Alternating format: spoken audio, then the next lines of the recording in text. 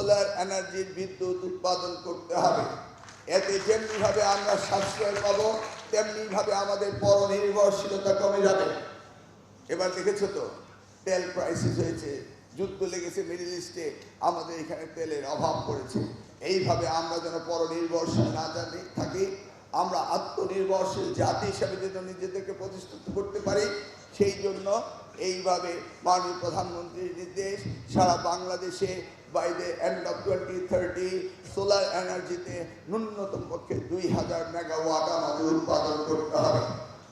Opex পদ্ধতিতে এই যাত্রা শুরু হয়েছে তোমাদের মডেল স্কুল থেকে, এবং সারা বাংলাদেশের প্রত্যেকটি স্কুল কলেজে আমরা সোলার এনার্জি দিয়ে কাজ করব এবং পরনির্ভরশীলতা আমরা কমাবো। এই জন্য এই প্রোগ্রামটি আয়োজন করেছে।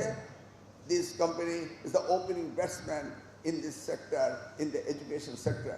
আমরা চাইব আরও অনেক কোম্পানি আসবে, তারাও সকলকে এই বিষয়ে সাহায্য করবে এবং নিজস্ব এন্টারপ্রেনারশিপ ডেভেলপ করবে, এবং সেই নির্দেশও মাননীয় প্রধানমন্ত্রী দিয়েছেন। সোলার এনার্জির প্যানেল হতে শুরু করে যে ইকুইপমেন্ট হবে, সেটাও বাংলাদেশের মাটিতেই তৈরি হতে হবে, সেই নির্দেশনা তিনি দিয়েছেন।